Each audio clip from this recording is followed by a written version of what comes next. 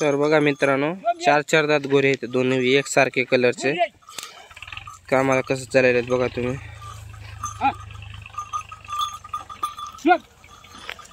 सोयाबीनामध्ये आऊत लावलेला आहे. पाळी चालू आहे सध्या. आता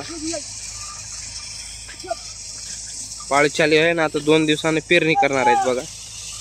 ज्वारीची पेरणी करणार आहेत. तर बघा तुम्ही गोरे कसं चालले, एक नंबर. कसं फिरायलेत बघा.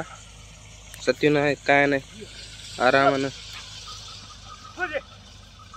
दोन्ही एकसारखे कलरचे.